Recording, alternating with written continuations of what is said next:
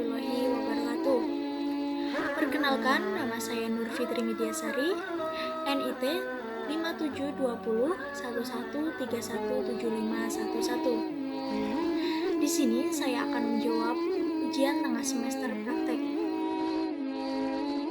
Jawaban untuk soal nomor 1. Dalam video tersebut membahas mengenai ijtihad. Ijtihad itu sendiri berasal dari hadis riwayat Tirmizi. Singkatnya, dalam hadis tersebut membahas jika menemukan suatu persoalan dapat menyelesaikannya dengan 3 cara. Yang pertama, mencarinya di dalam Al-Quran, kemudian kembali kepada As-Sunnah, dan yang ketiga, berijtihad dengan akal. Ijtihad itu sendiri artinya berusaha dengan sungguh-sungguh. Orang yang berhak melakukan ijtihad bukanlah orang sembarangan, namun ada beberapa kriteria yang dapat dipenuhi oleh seseorang yang dapat melakukan ijtihad. Yang pertama, menguasai bahasa Arab, kemudian menguasai ayat dan hadis hukum, ketiga, mengetahui metode ijtihad, dan yang terakhir, memahami permasalahan yang akan diselesaikan. Kemudian, yang menjadi objek ijtihad yaitu hukum perbuatan manusia, wajib, sunnah, mubah, makruh, dan haram.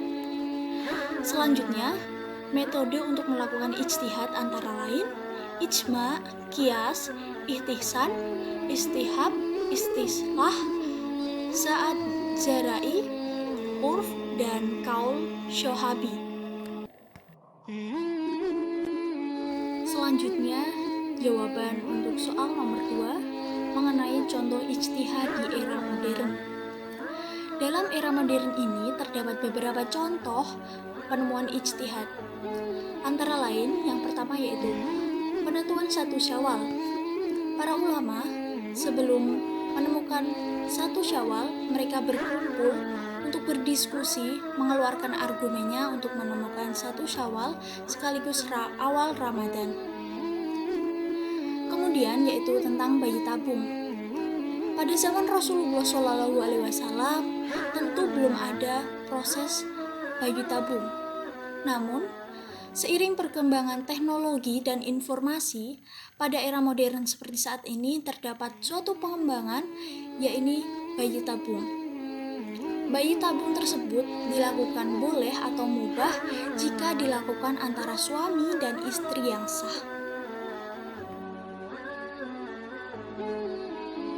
Jawaban untuk soal nomor 3. Berdasarkan firman Allah dalam surat Al-Syams, disebutkan bahwa Allah menciptakan nafsu berfungsi untuk menampung serta mendorong manusia untuk berbuat baik maupun berbuat buruk. Selain itu, Allah melengkapi manusia dengan nafsu sebagai fitrah manusia.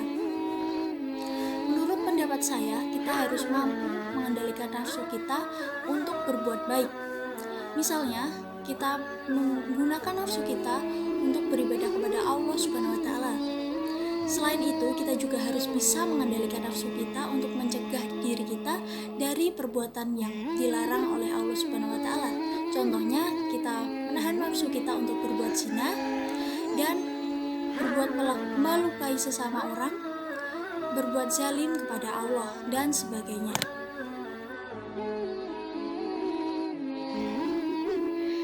Jawaban untuk soal nomor 4. Alasan mengapa Allah mewajibkan kita beribadah padahal Dia sendiri tidak membutuhkan ibadah itu antara lain, yang pertama karena Allah adalah pencipta kita dan alam semesta serta pemeliharanya. Hal tersebut tercantum dalam surat Az-Zariyat ayat 56. Alasan kedua yaitu karena Allah memuliakan kita dengan akal pikiran. Dapat kita ketahui bahwa kita merupakan makhluk Allah yang paling sempurna, berbeda dengan hewan maupun tumbuhan. Mereka tidak diberikan Allah akal pikiran. Selanjutnya, alasan Allah yang ketiga yakni karena Allah mengaruniai kita rizki untuk menopang kehidupan kita. Setelah kita diciptakan dengan bentuk yang terbaik dan dimuliakan dengan akal pikiran, karunia Allah yang selanjutnya adalah menurunkan beragam rizki yang dengannya manusia mampu untuk bertahan hidup di bumi. Firman Allah, Quran Surat Al-Mulk ayat 21.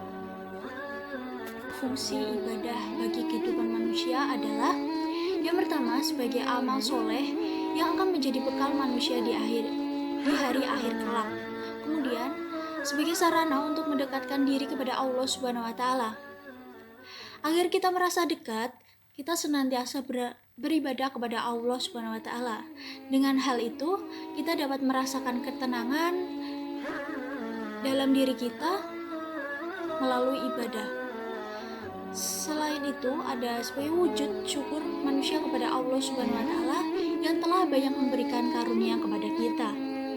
Kemudian, sebagai sarana untuk mencari ridho Allah, manusia dapat masuk surga karena ibadahnya,